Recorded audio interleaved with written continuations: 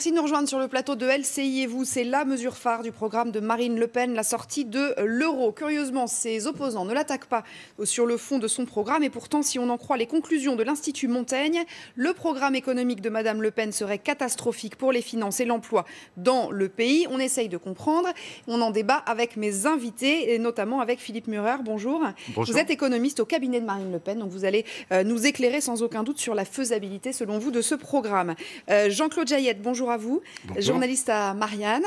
Nicolas Gottsman, vous êtes responsable du pôle économie chez Atlantico. Et Bonjour. Laurent Fargue, vous êtes journaliste à Challenge et co-auteur de Bercy au cœur du pouvoir aux éditions de Noël. Tout est juste. Alors pour commencer et pour bien comprendre, on est d'accord que Marine Le Pen propose bien une sortie de l'euro et le retour à une monnaie nationale. C'est Nicolas Herbault qui est allé enquêter, notamment sur cette intervention de l'Institut Montaigne dans la presse hier. On regarde et on en parle ensuite. Marine Le Pen en a fait le pilier de son programme présidentiel. Sa priorité, le patriotisme économique. On a choisi une monnaie unique qui est une monnaie unique destructrice d'emplois. Donc il faut revoir le modèle économique. Il faut faire du patriotisme économique. Il faut faire du protectionnisme intelligent, c'est-à-dire mettre en œuvre ce que nous réclamons depuis des années et que, par exemple, M. Trump est en train de mettre en œuvre aux États-Unis, que Mme May est en train de mettre en œuvre. En réalité, ils sont en train d'appliquer le programme de Marine Le Pen. La candidate du FN prescrit donc à la France une sortie de la zone euro et un retour au franc. La proposition n'est pas nouvelle, sauf que les sondages qui la placent à chaque fois en première position au premier tour provoquent une vive inquiétude sur les marchés financiers. Depuis plusieurs semaines, les analystes observent une hausse des taux d'intérêt sur la dette française. Donc les investisseurs ont peur du risque Marine Le Pen et clairement on le voit sur ce graphique. Depuis le mois de août, on a une hausse des taux qui passe de 0,09% à 1,07%. Donc la France paye 1% plus cher quand elle emprunte sur les marchés par rapport à août et par rapport à décembre où elle empruntait à 0,6%. Donc on est à 1,07, mais clairement, dans les prochains mois, s'il y a un risque Marine Le Pen, la France peut se retrouver à emprunter à 2%, 3%. Et donc, il y aurait des répercussions sur l'économie française et un impact sur les particuliers, les entreprises et l'État qui va se retrouver à payer beaucoup plus cher quand elle emprunte sur les marchés. L'Institut Montaigne a chiffré l'application du programme économique du FN. Le PIB serait amputé de 180 milliards d'euros. 500 000 emplois seraient détruits. C'est pour les entreprises d'énormes problèmes puisque la sortie de l'euro, c'est aussi la sortie de l'Europe. Et ça veut dire demain que tous nos accords commerciaux viendront perturber, puisqu'ils seront défaits, la croissance, la prospérité des entreprises françaises, notamment celles qui exportent, mais aussi celles qui importent, qui verront subitement leurs importations devenir beaucoup plus chères. Les entreprises, l'État, mais aussi les ménages. Tout le monde sera impacté par un retour au franc, une monnaie de fait dévaluée. Ça veut dire que le patrimoine de chacun des Français sera amputé de cette valeur. C'est autant d'argent qui sera perdu par chaque ménage. Mais ça veut dire aussi que les biens que nous achetons à l'étranger, des biens de consommation ou des biens pour produire d'autres biens, deviendront plus chers. On a une étude qui montre qu'aujourd'hui, la perte annuelle par ménage serait d'au moins 2 000 euros, ce qui est absolument considérable, notamment pour les ménages les plus modestes. Malgré ces prévisions catastrophiques, le Front National défend toujours la même idée. Revenir au franc serait un levier indispensable pour financer le pouvoir d'achat des Français.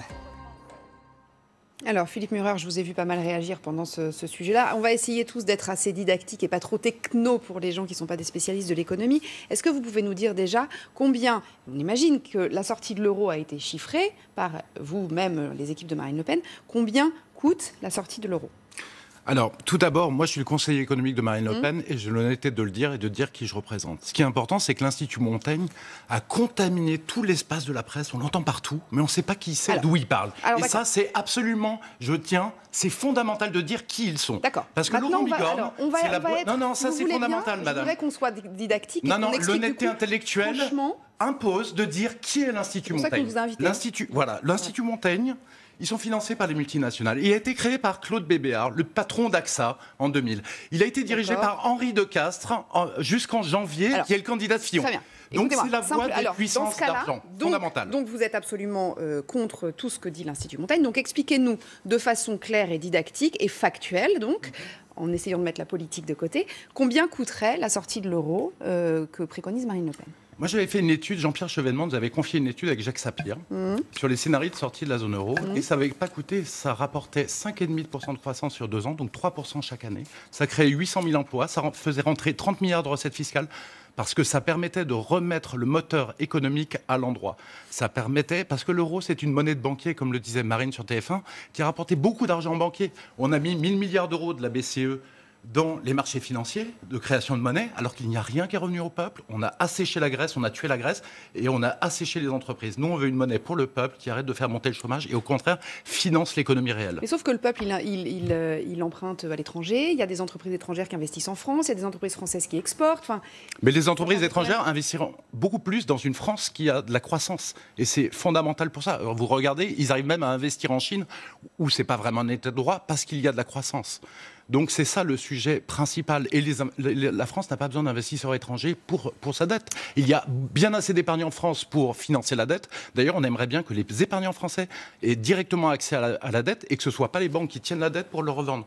On aimerait bien passer directement aux épargnants français. Alors, on va prendre les choses les unes après les autres. Laurent Fargue, déjà, si on part du principe que si la France quitte l'euro, on va partir du principe que malgré tout, la zone euro n'explose pas. Ce qui d'ailleurs n'est pas forcément évident, mais... qu'est-ce qui se passe de façon concrète ? On essaye vraiment de mettre la politique de côté et d'essayer de comprendre concrètement comment ça fonctionne. Concrètement, je pense que le travail qu'a fait l'Institut Montaigne, il recoupe ce que pensent beaucoup d'économistes. Donc, c'est ce que vous avez dit, ils ont un certain lien avec d'anciennes compagnies d'assurance, mais je veux dire, ils se retrouvent dans des analyses que retrouvent beaucoup d'économistes. Les principaux coûts, en effet, c'est la dette française qui actuellement est libellée en euros, qui demain sera peut-être libellée en francs, mais si on rembourse en francs une dette qu'on a empruntée en euros, les investisseurs étrangers ne voudront évidemment plus nous prêter de la même manière, enfin prêter à la France. De taux de change pour le coup. Hein, oui. Voilà, il y a un énorme problème de taux de change. Le premier partenaire commercial de la France, c'est l'Allemagne. C'est des pays européens donc, qui sont en euros. Donc si le franc est dévalué par rapport à tous ces pays, évidemment, les importations le prix des importations va exploser. Donc ça pose tout un tas de problèmes et je pense que voilà, l'étude de l'Institut Montaigne là-dessus. Nous, on avait fait une étude avec l'Institut de l'entreprise dans Challenge qui recoupe tout à fait tous ces problèmes auxquels d'ailleurs le Front National ne répond absolument pas. Bon, j'avais fait l'étude avec Sapir, vous n'avez jamais répondu. Hein. Vous avez bien compris d'ailleurs que ça effraie totalement les Français, cette sortie de l'euro, à tel point que ça n'est même plus dans le programme. On ne sait plus trop ce que vous voulez faire. On ne sait plus si vous voulez sortir de l'euro ou si vous voulez recréer un écu qui nous ramène à 1979. On ne sait... Donc voilà, il y a plein de flou dans ce programme qui sont bien liés au fait que cette sortie de l'euro pose un problème de coût terrible. Quand on parle d'écu, Nicolas Gottsman, c'est cette fameuse monnaie qui serait... Donc il y aurait une monnaie nationale pour les Français, pour les habitants, et puis les entreprises et les milieux des affaires. On aurait une monnaie, comment on dit, unique, du coup, je n'ose pas trop le dire, mais qui serait générale à l'Europe. Enfin, ça, je sais même pas je sais même pas ce que ça veut dire.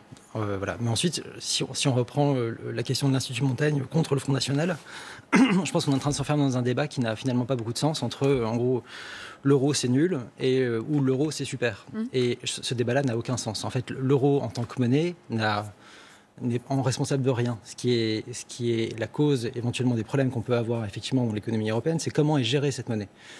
Et ce que je trouve incroyable là-dedans, c'est qu'en disant, voilà, vous voulez sortir de l'euro, c'est que vous n'essayez même pas de se dire comment on va faire pour essayer de changer cette monnaie, en prenant simplement en compte le fait que la France aujourd'hui... Alors aujourd'hui, l'Allemagne est le pays qui domine l'Europe et effectivement qui arrive à imposer ses conditions, mais à avoir une domination, on va dire, idéologique sur comment on doit gérer l'euro qui est là.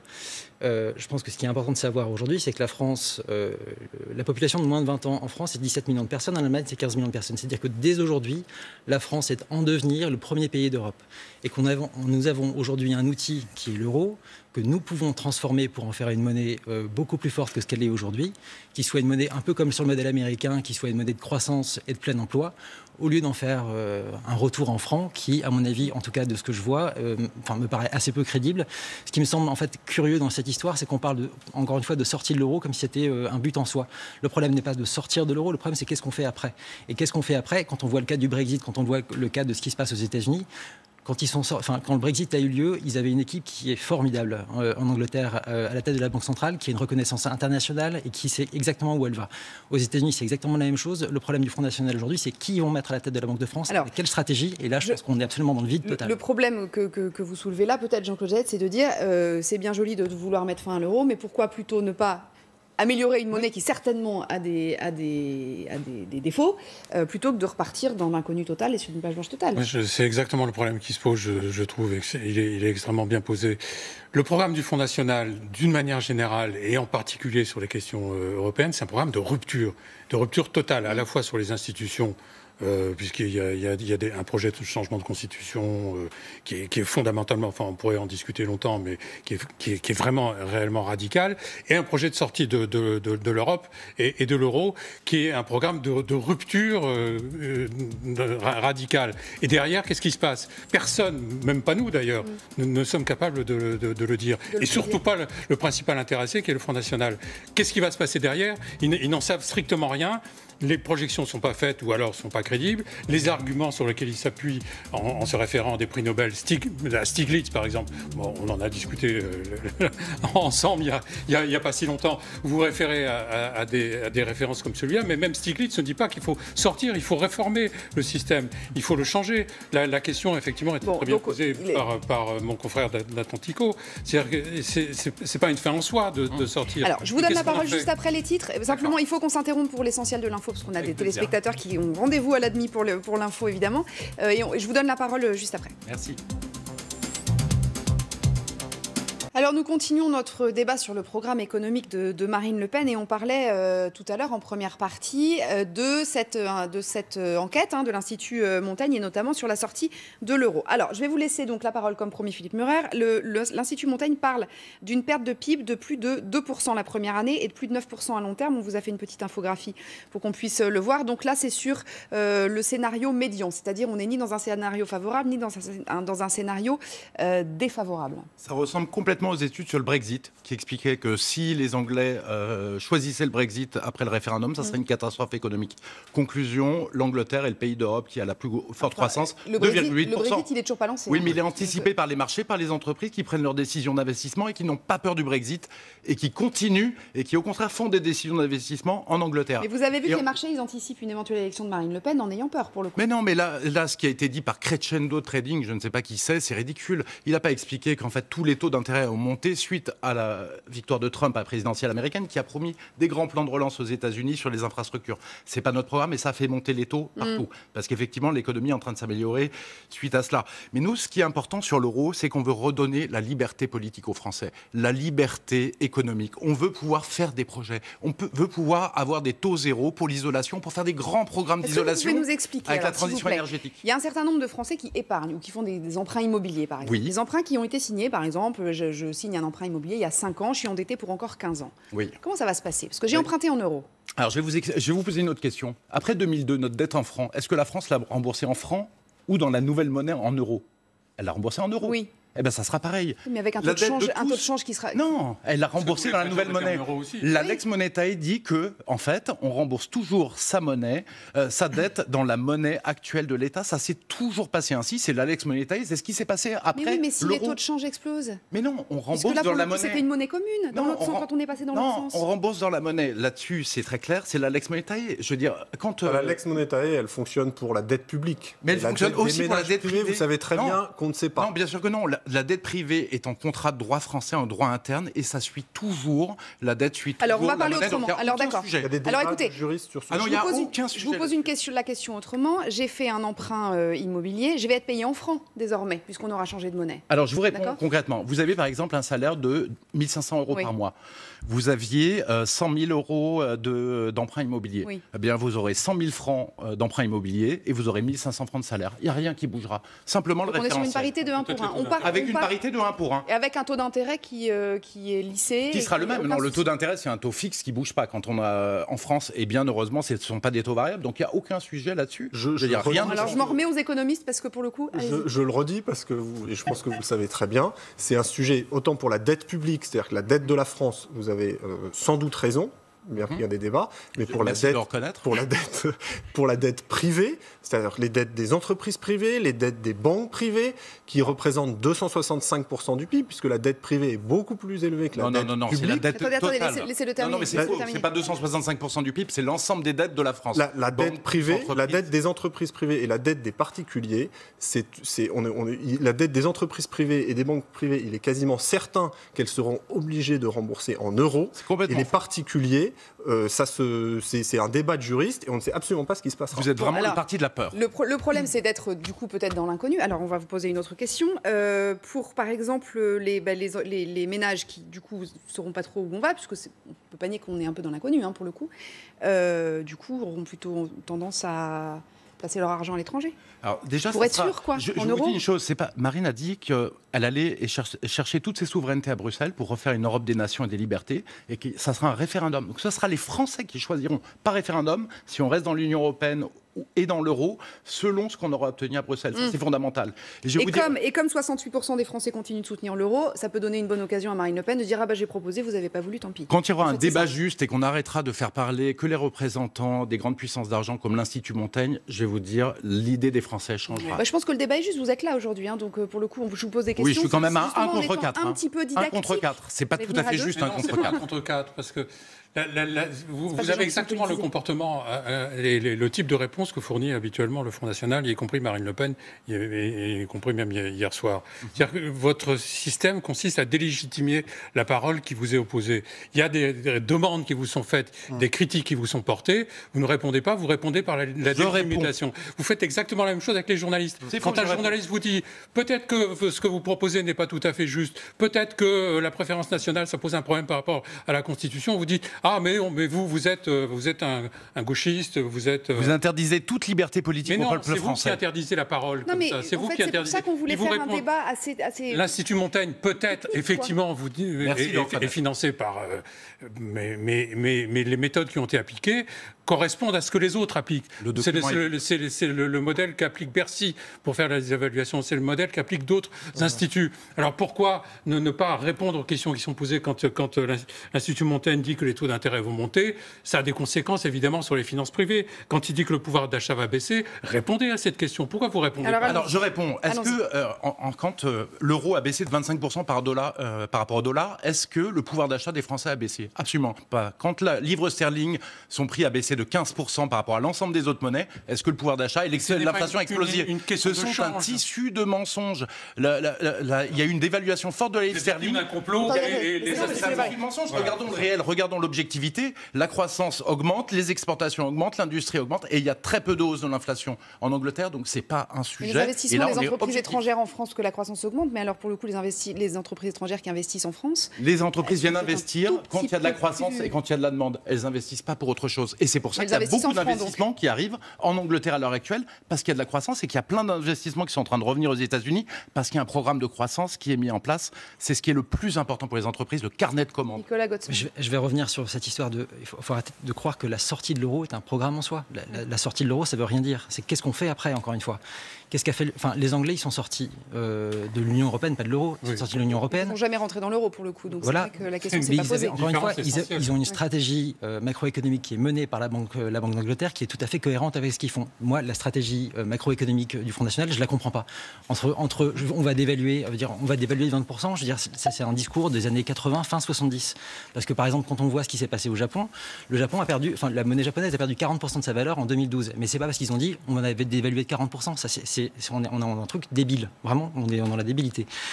Ce qui s'est passé, c'est que le Japon a passé son objectif d'inflation qui était de 0 à passer à 1%. Et le marché a décidé ensuite que ça valait une évaluation de 40%. Mais cette stratégie-là, le Front National, ils n'en parlent pas. Parce que si jamais le Front National venait à parler d'une stratégie monétaire qui aurait éventuellement un caractère à peu près décent, ce qui n'est vraiment pas le cas aujourd'hui, on aurait quoi? On aurait en fait un discours qui montrait, en fait, le Front National propose de faire la même chose que les autres.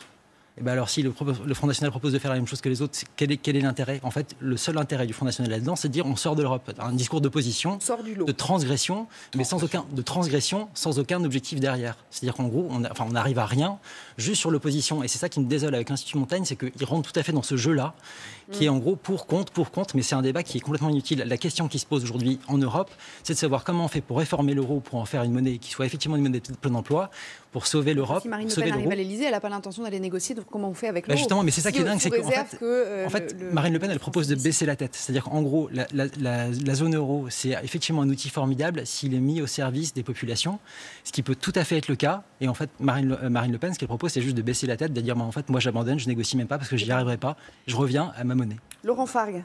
Oui, je voulais juste souligner que comparer le Brexit avec la sortie de l'euro, c'est deux choses qui n'ont rien à voir, puisque la Grande-Bretagne est sortie de l'Union européenne, elle n'était pas dans l'euro, donc ça n'a rien à voir. Par ailleurs, le Brexit, il n'est pas fini, puisque c'est une longue procédure qui va prendre 2 ans, donc on ne sait absolument pas les effets qu'auront réellement le Brexit sur l'économie, sur l'économie de la Grande-Bretagne. Donc jusque-là, c'est un peu difficile de comparer ces choses-là. Et l'autre argument que vous donnez toujours, c'est que vous dites l'euro a baissé par rapport au dollar et les Français s'en sont pas rendus compte pour leur pouvoir d'achat, etc.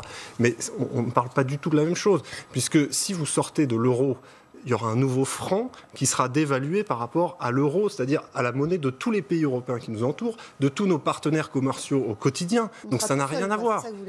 Absolument. Les États-Unis, c'est à peu près 7% d'importation. Enfin, la France importe à peu près 7% de ses importations des États-Unis.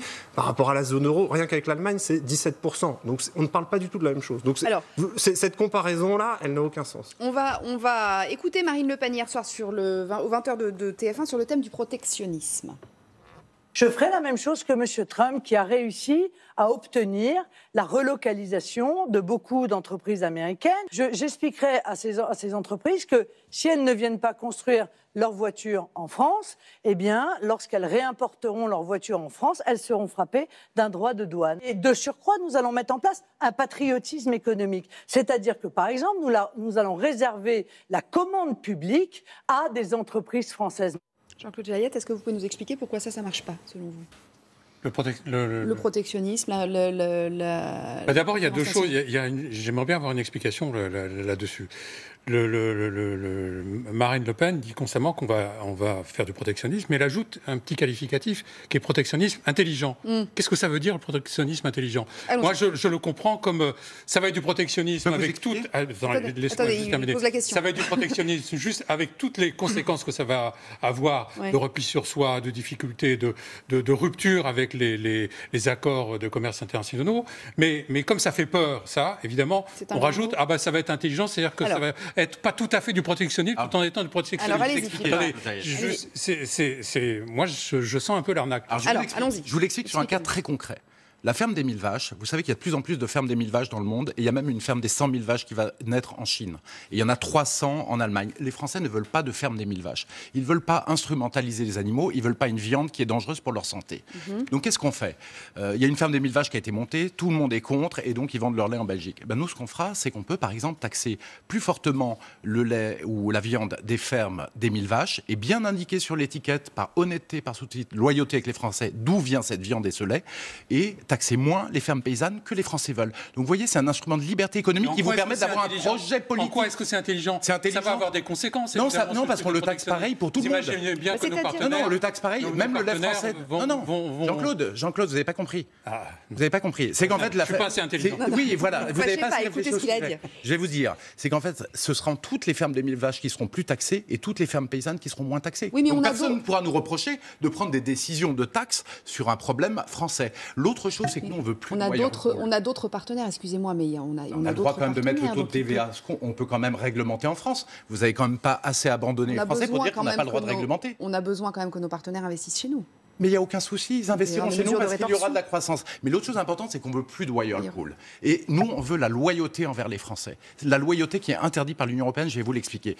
Whirlpool va déménager, délocaliser 400 emplois pour fabriquer ses réfrigérateurs en Pologne. Nous, ce qu'on veut, c'est que dans les magasins Darty, dans les magasins Fnac, ils soient indiqués en gros que ces Whirlpool sont fabriqués en Pologne et pas en France. Et ceux qui fabriquent en France, ce sera indiqué en gros sur l'étiquette et le consommateur français pourra choisir et dire je paye 15 € de plus parce que c'est fabriqué en France, je suis patriote et en plus je pense que la qualité est meilleure. C'est une question de loyauté et de responsabilité. Mais j'ai juste une petite question. Cette histoire de monnaie commune pour les entreprises, en fait, là-dedans, c'est quoi sa place? C'est une possibilité qu'on va laisser, c'est une possibilité dans la négociation que Marine Le Pen fera avec tous nos partenaires européens.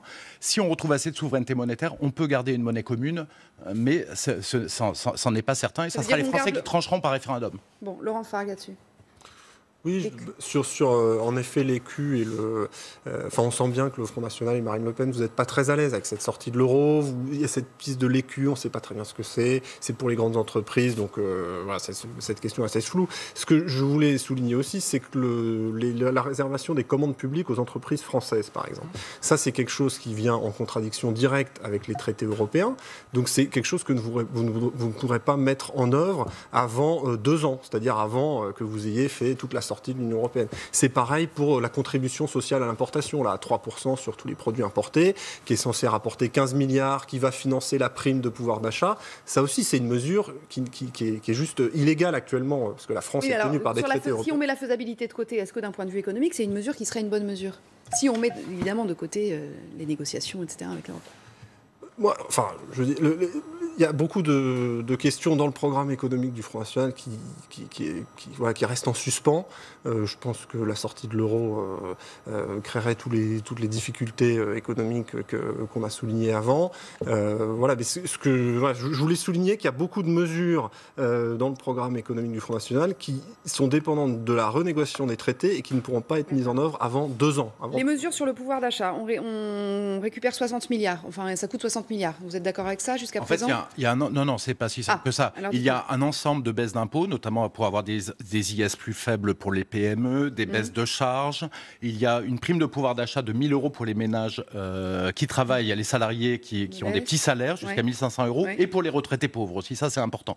Et ça ne coûtera rien aux entreprises et ça sera récupéré par la taxe aux importations. C'est chiffré à 60 milliards, on est d'accord.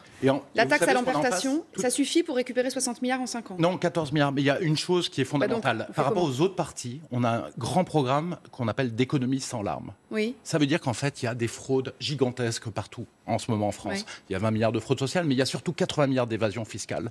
Et notamment, je vais vous donner un exemple concret. Le carrousel de TVA qui est fait sur la TVA permet de frauder 14 milliards d'euros par an. Ça, c'est des chiffres officiels. En un trait de plume, en changeant la loi sur la TVA, la façon dont la TVA est dispatchée entre la France et l'Union européenne, ces règles de TVA, on récupère 14 milliards d'euros. Mais il faut refuser de suivre la loi de l'Union européenne sur la TVA, qui est une catastrophe. Mais nous qui cherchons de l'argent depuis si longtemps, pourquoi on n'y a pas pensé plus tôt alors? Parce que ça veut dire remettre en cause l'Union européenne, et ça, personne ne veut le faire. Nicolas Gossman. Juste déjà sur la fraude aux aides sociales et tout ça, ce qui est rigolo, c'est de voir qu'en fait, le problème, il est plutôt dans l'autre sens. C'est-à-dire qu'il y a beaucoup de gens qui renoncent aux aides sociales parce qu'avec le discours qu'on a sur, en gros, les assistés, ce genre de choses, les gens n'osent même pas recourir à ça. Et que le montant qui est avancé sur la fraude sociale, il est équivalent à celui de renonciation à l'aide sociale.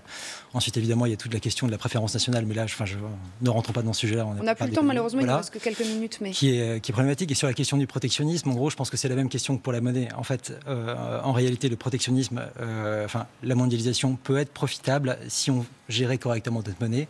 C'est aussi le cas aux États-Unis. La seule chose que fait Trump aujourd'hui, il ne remet pas du tout en cause la mondialisation. La seule chose qu'il fait, en fait, c'est de revenir de ce qu'on appelait en fait, les contrats multilatéraux. En fait, il n'en voulait pas. Il veut que du bilatéral pour une raison simple, c'est que le multilatéral crée des entités qui sont de souveraineté, qui sont en dehors de son champ de compétences et qu'il n'en veut pas. Voilà, ça c'est la seule chose, mais il ne remet pas du tout en cause la mondialisation, pas plus que les Anglais.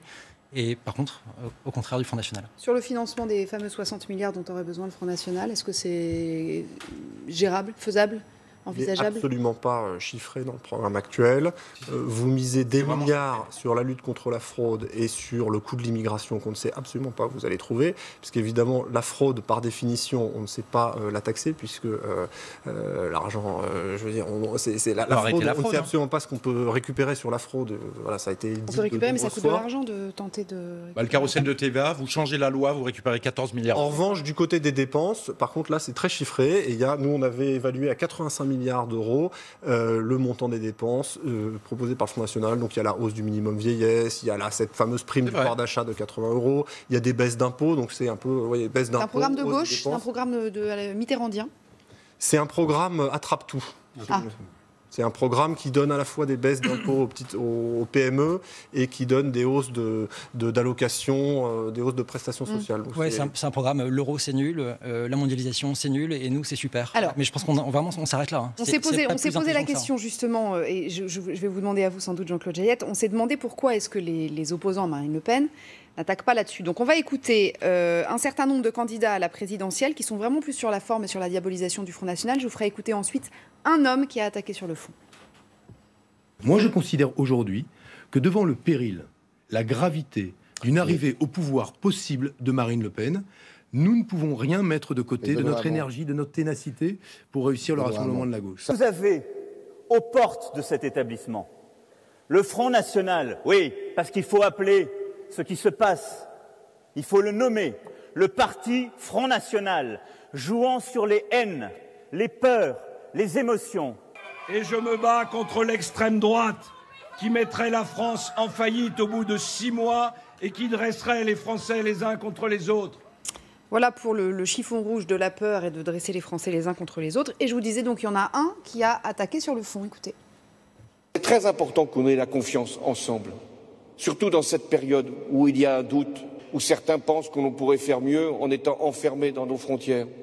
Ici, si on était enfermés dans nos frontières, vous exportez 50% de votre production à l'étranger. C'est pour ça que nous ne pouvons pas accepter des solutions de protectionnisme, de nationalisme, qui nous mettraient dans une très grande difficulté. Voilà, je précise que le chef de l'État était chez Alstom, on ne le voyait pas, c'était caché par le bandeau, mais il était chez Alstom. Jean-Claude Jayette, pourquoi est-ce que personne l'attaque ? Mais pour les raisons qu'on... Ça paraît pourtant... D'abord là, je crois qu'on le fait. Oui, mais vous n'êtes pas des hommes et des femmes politiques. Non, mais parce que c'est globalement, parce que c'est un programme de ce que je disais tout à l'heure, c'est un programme de rupture radicale, à la fois du point de vue institutionnel et du point de vue économique. Donc derrière c'est quasiment un programme qui est présenté comme un programme révolutionnaire. Derrière une révolution, on ne sait pas ce qui se passe. Donc c'est cette rupture-là qui, à mon avis, dont les politiques s'emparent pour la décrire. Et parce que derrière une révolution, le chaos s'installe, des peurs s'installent. Est-ce que c'est une bonne stratégie ? Parce qu'on a vu le dégagisme, on en parle beaucoup, justement. Est-ce que c'est une bonne stratégie ? Mais c'est extrêmement difficile de prendre point par point un programme comme ça, parce qu'on ne peut pas, ou alors... Ce qui est très équilibré. Non, c'est pas qu'il est très équilibré. Il y avait des choses évidentes dans le programme de Fillon. La question de la sécurité sociale, de la privatisation de la sécurité sociale, ça saute aux yeux. Donc on peut en débattre. C'est un système contre un autre. Là, dans le programme du Front National, c'est un peu autre chose. Il y a des éléments... effectivement, il faut prendre mesure par mesure, voir comment elles sont financées. Ça implique des débats qui, sur un plateau de télévision, ne sont pas simples à avoir. Maintenant, il y a une impression générale qui s'en dégage. Je pense que c'est de cette impression générale qui se dégage, qui est une impression de rupture, dont se saisissent le personnage. Je pense qu'il y a vraiment un problème de prise de parole et de vision à long terme des politiques en général. Je pense que ce que je disais au début, en fait, que la France, effectivement, est amenée à être la première puissance en Europe dans les années à venir, de penser que justement la France peut avoir ce rôle-là, de pouvoir faire de la zone euro effectivement la plus grande zone commerciale et la plus grande zone économique du monde, avec une France qui domine cette zone-là, avec une place au Conseil de sécurité, avec l'arme nucléaire, fait que la France effectivement est au cœur d'un projet qui peut avoir une dimension mondiale et d'exemple mondial. Franchement, Nicolas Gosselin, le rôle de la France puissance. Allez-y, pour le mot de la fin, c'est quasiment fini. La France puissance au milieu de l'euro. Il reste 30 secondes, on ne va pas vous entendre. Instrumentalise l'Europe, c'est le rêve de Chevènement, ça n'a jamais fonctionné. Bon, moi j'ai une dernière question, il nous reste 30 secondes. J'ai une dernière question. On parlait tout à l'heure de référendum où on voit bien que sur la sortie de l'euro, finalement, on commence à glisser un peu. Manifestement, le parti est quand même un peu gêné aux entours avec tout ça. Est-ce que ça vous arrangerait pas finalement que Marine Le Pen élue à l'Élysée fasse un référendum et que les Français disent non et comme ça? Ah non, certainement pas, parce que nous, on est volontariste, on a un programme très équilibré, on a un programme volontariste.